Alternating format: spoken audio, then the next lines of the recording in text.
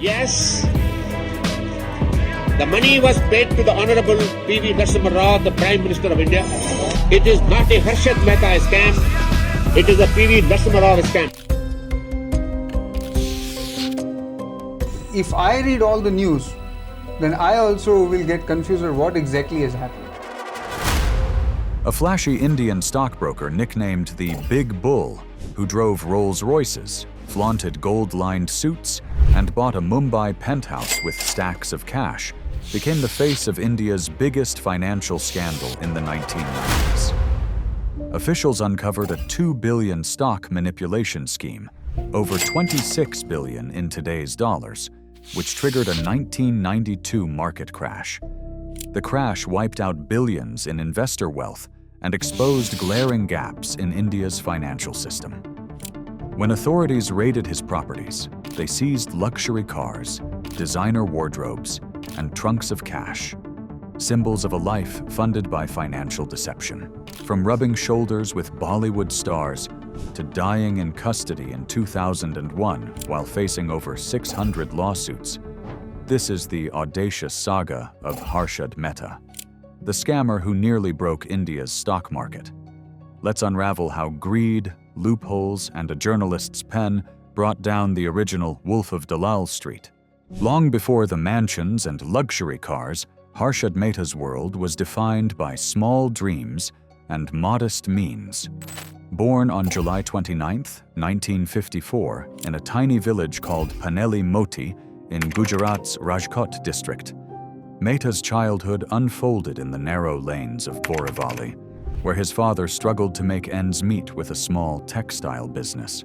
The family apartment was cramped, a far cry from the sprawling seaside penthouse he would one day call home.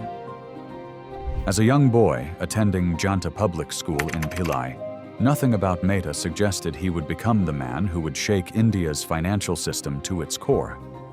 The road to financial infamy wasn't a straight line for Mehta. His early career resembles a patchwork quilt of failed starts and desperate hustles. One month he'd be selling hosiery products, knocking on doors with samples tucked under his arm. The next, he'd pivot to peddling cement, trying to charm contractors into placing orders. For a brief period, he even sorted diamonds, his careful fingers assessing stones that represented more wealth than he'd ever known. Each job taught him something valuable, not about the products themselves, but about the art of the sale, the psychology of persuasion, and the power of presenting yourself as an authority. When Mehta landed a position at New India Assurance Company Limited in Mumbai, it seemed like he'd finally found stability. The monthly salary of roughly $100 was modest but reliable. Yet while processing insurance claims, something else caught his attention: the mysterious world of stocks and securities that his wealthier clients discussed. The market's volatility didn't scare him. Instead, it awakened something in Mehta, a gambler's instinct paired with a salesman's confidence. In a move that stunned his security-minded family, Mehta abandoned his stable insurance job. "This isn't just about money," he reportedly told concerned relatives. "This is about building something nobody in our family has ever dreamed of." Against their protests, he secured a position as a jobber at Harjivandas Nemidas Securities. Under the mentorship of broker Prasan Pranjivandas, whom Mehta would later call his guru, he absorbed everything: the daily rhythms of the exchange floor, the whispered tips between traders, the psychology behind market movements. While other jobbers focused on small, safe transactions, Mehta was mentally reconstructing the entire system, looking for pressure points and opportunities. By 1982, Mehta had gathered enough connections and confidence to launch Growmore Research and Asset Management. The firm's name was prophetic. Everything Mehta touched seemed to grow more valuable. With financial backing from associates, he began actively trading in 1986, implementing strategies that raised eyebrows among conservative brokers, but delivered results that silenced critics. His trading methods weren't just aggressive, They revealed an uncanny ability to predict market movements that seemed almost supernatural to outside observers. What nobody realized was that Mehta wasn't just reading the market. He was beginning to manipulate it, exploiting regulatory gaps that others either didn't see or lacked the courage to use. As his reputation grew, so did his influence. By the early 1990s, financial publications were calling him the Amitabh Bachchan of the stock market, comparing him to India's biggest film star. The nickname captured more than Mehta's success. It acknowledged his charisma, his showmanship, and his status as a cultural phenomenon. Mehta didn't just make money in the markets. He made the markets move according to his will. When he bought shares, others followed. When he expressed confidence in a company, its value soared. This wasn't luck or even skill. It was the beginning of a carefully orchestrated performance where Mehta conducted an entire financial system to play his tune. The irony? The more successful his legitimate trades appeared, the more connections he made with bank officials and corporate executives who would later become critical to his fraudulent schemes. Those connections with bank officials wouldn't just facilitate Mehta's rise. They would become the backbone of a fraud so massive it would shake India's economy to its core. In a world of computerized trading and instant transactions today, it's almost impossible to believe how one man exploited a simple 15-day loophole to redirect billions from India's banking system straight into his own pocket. India's financial system in the early 1990s was practically begging to be exploited. Banks still relied on physical paper records, with no real-time tracking and minimal computerization. Every financial institution was required by law to maintain certain amounts of government securities to meet what were called cash reserve ratio and statutory liquidity ratio requirements, technical terms for money the government forces banks to set aside. This created a fascinating economic problem. Banks constantly needed government securities to meet these requirements, but they also didn't want their money tied up long-term. The solution was something called the Ready Forward Deal system, essentially a short-term lending market where banks could temporarily sell government securities to other banks, promising to buy them back later at a slightly higher price. The difference between these prices? That was effectively the interest on the loan. Enter Harshad Mehta, positioning himself as the helpful middleman between banks. He'd tell Bank A, "I'll find you a buyer for your securities," and tell Bank B, "I know where you can get the securities you need." But here's where his genius emerged. The settlement period for these transactions took approximately 14 days to complete. During those critical 2 weeks, Mehta would take the money from one bank, supposedly to buy securities from another bank, but instead divert those funds directly into the stock market. With millions of dollars suddenly at his disposal, he began aggressively purchasing shares in companies like Associated Cement Companies, driving the price from 200 rupees to a staggering 9,000 rupees in record time. The most brazen part of his scheme came next. In collusion with certain bank officials, Mehta began creating completely fake bank receipts that appeared to represent government securities. These worthless pieces of paper were then used to obtain real money from other banks. It was financial alchemy, turning paper into billions. As Mehta flooded the market with this ill-gotten cash, share prices soared to unprecedented heights. Stocks like Sterlite Industries and Videocon became his favorites for manipulation. Other investors, seeing these dramatic price increases, rushed to buy the same shares, creating a self-perpetuating cycle that further inflated the bubble. Unlike most who amass fortunes through questionable means, Harshad Mehta had no interest in hiding his newfound wealth. As the stocks he manipulated rocketed skyward, his lifestyle followed suit, creating a spectacle of excess that captivated Mumbai's attention.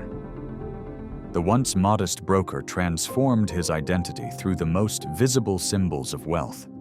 None more striking than a customized luxury car, that would turn heads throughout the city streets.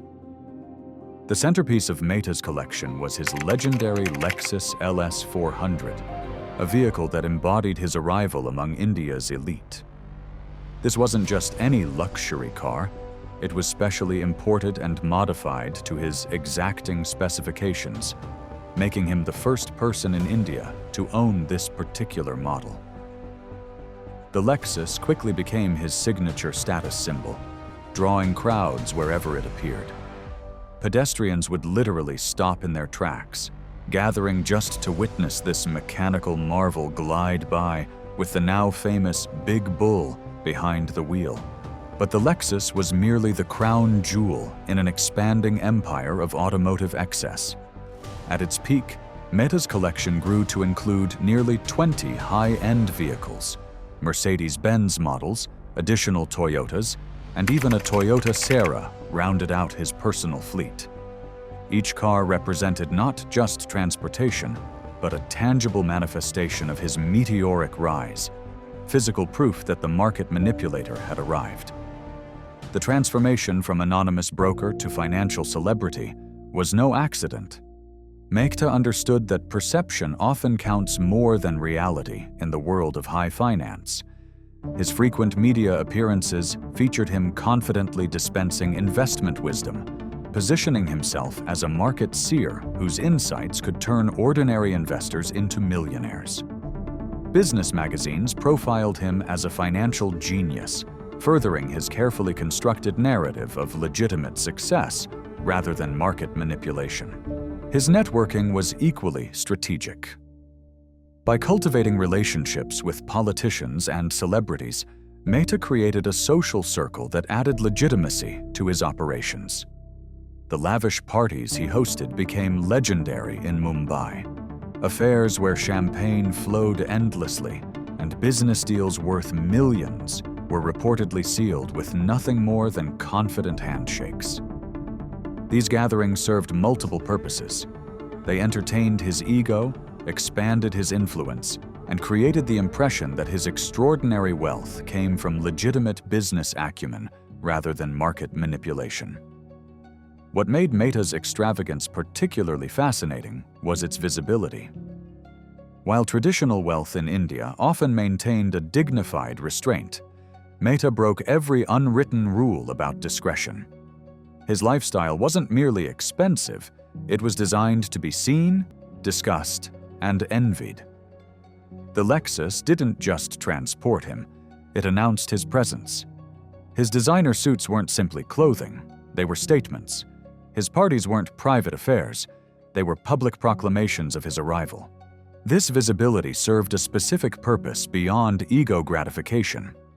In the financial world, particularly in a market still developing sophisticated regulations, the perception of success often created actual success. Investors followed those who appeared successful, creating a self-reinforcing cycle. Mehta understood this psychology perfectly. His visible wealth attracted more investors to the stocks he manipulated, further inflating their prices and, consequently, his own fortune. Yet this same visibility that fueled his rise contained the seeds of his downfall. The more extravagant his lifestyle became, the more questions arose about the source of his seemingly unlimited funds. How could a broker, even an exceptionally successful one, amass enough legitimate wealth to sustain such extraordinary consumption? The disconnect between visible wealth and plausible earnings eventually caught the attention of not just envious onlookers but vigilant investigators. Financial journalist Sucheta Dalal sat scribbling notes in the plain offices of the Times of India. While Mumbai's rich and powerful were obsessed with the big bull's stock tips and fancy cars, Dalal grew more uneasy with every too good to be true rise in share prices. What started as a normal story about weird market activity turned into something darker. Secret clues about huge sums of money moving mysteriously through banks. Something doesn't add up, Dalal told colleagues, as she traced transaction patterns that defied conventional market logic. The astronomical rise in certain stock prices, particularly companies Mehta favored, contradicted fundamental valuations. When bank insiders began slipping her information about mysterious fund transfers, Dalal recognized the contours of something extraordinary taking shape. Her investigation didn't happen in isolation. Behind closed doors, courageous whistleblowers from various financial institutions met with her, each bringing critical pieces of the puzzle. These sources risked everything, a colleague later remarked. Bank employees, stock exchange officials, and financial regulators, terrified yet determined, provided confidential documents showing massive sums moving through accounts without proper securities backing them. As Dalal connected these disparate threads, a comprehensive picture emerged. Mehta wasn't just another successful broker. He had engineered an elaborate fraud exploiting systemic weaknesses. Her meticulous cross-referencing revealed how funds flowed between banks, brokers, and companies in patterns that shouldn't have been possible under legitimate circumstances. The deeper she dug, the more dangerous her position became. Powerful figures with deep connections to Mehta began applying pressure. Threatening phone calls came at odd hours. Sources suddenly went silent. Business associates advised her to focus on other stories with thinly veiled warnings about consequences. Yet Dalal persisted, understanding that exposing this fraud would mean protecting countless ordinary investors from inevitable collapse. The breakthrough came when Dalal uncovered irrefutable evidence of fake bank receipts. The smoking gun that proved Mehta's entire operation rested on fabricated documentation. These counterfeit BRs allowed him to siphon billions from the banking system without providing actual government securities as collateral. This discovery transformed her investigation from speculation to concrete evidence of massive financial fraud. In the days before publishing, Dalal verified her findings obsessively. She triple-checked sources, consulted financial experts, and prepared for the inevitable backlash. The stakes were enormous.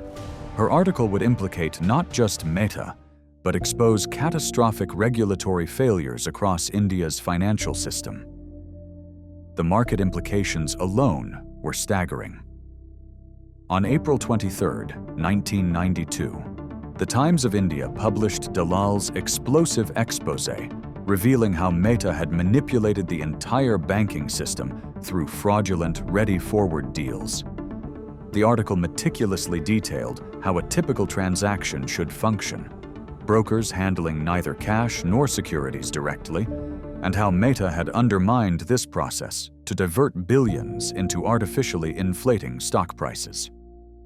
The impact was immediate and devastating. As the morning paper circulated through Mumbai, panicked investors rushed to sell holdings. The market plunged as the realization spread that the bull run had been artificial. By day's end, billions in market value had evaporated. Banking officials were summoned to emergency meetings, and regulators launched immediate investigations. The morning after Sucheta Dalal's exposé hit the streets, chaos erupted at the Bombay Stock Exchange. The market plunged 40% in weeks, wiping out billions in savings. Panicked investors mobbed brokerage offices, some threatening violence when told their money was gone. Banks froze accounts as regulators scrambled to contain the damage. The financial system was on the brink as officials uncovered how deep Mehta's deception ran. Mehta tried desperately to salvage his crumbling empire. Behind closed doors, he attempted one final market manipulation, pumping remaining funds into favored stocks to stem the freefall. But the scheme failed spectacularly. Within days, government agencies froze his accounts and launched criminal probes. Every exit strategy crumbled as investigators followed the paper trail directly to his door. On June 5, 1992, police raided Mehta's Worli penthouse in a dramatic early morning operation.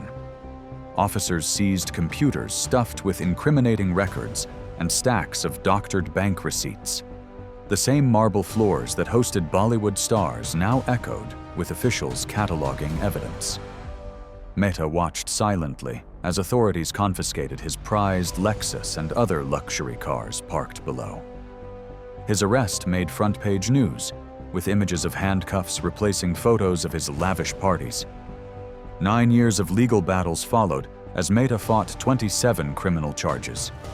Prosecutors built cases for fraud, forgery, and misusing bank funds totaling $26 billion. Jail became his new home, a far cry from Seaview penthouses. He argued in court that he merely exploited loopholes, not broken laws. This defense failed when judges saw how he falsified documents to steal from banks. Only 4 convictions came before his death, leaving most cases unresolved. The scandal forced India to overhaul its financial rules. Regulators gained new powers to monitor markets and banks. Electronic record-keeping replaced the paper system Mehta manipulated. Transparency measures aimed to prevent future scams. These reforms couldn't recover lost fortunes, but they made markets safer for everyday investors. On New Year's Eve 2001, Mehta died unexpectedly at 47 from heart complications in Thane Hospital. His sudden death shocked many and left legal questions unanswered. Authorities were still trying to recover stolen funds tied up in his seized properties. The lavish penthouse, offices at Nariman Point, and Juhu apartments all entered lengthy legal battles. Claims against his estate exceeded $240 billion, most never recovered. Business schools now study Mehta's scam as a warning.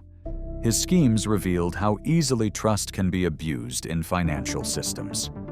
The fallout made investors skeptical of get-rich-quick stock tips and flashy market gurus.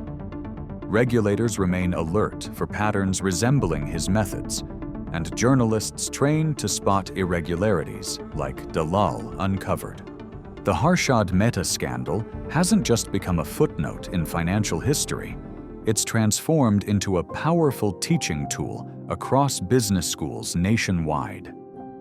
Unlike most cautionary tales that fade with time, this $26 billion fraud continues shaping how we understand financial ethics today. What makes this case particularly valuable is how it demonstrates the catastrophic consequences when personal ambition tramples regulatory boundaries. While India has witnessed other financial frauds since, like the 2009 Satyam scandal, none have matched Mehta's impact on regulatory reform. His methods are still studied from opposite perspectives, by regulators strengthening defenses, and, unfortunately, by those seeking new loopholes. The next time overnight wealth appears too good to believe, it probably is. For more deep dives into the fascinating lives of the rich, famous, and infamous, click on the next video here. Behind every fortune is a story worth telling. See you on the other one.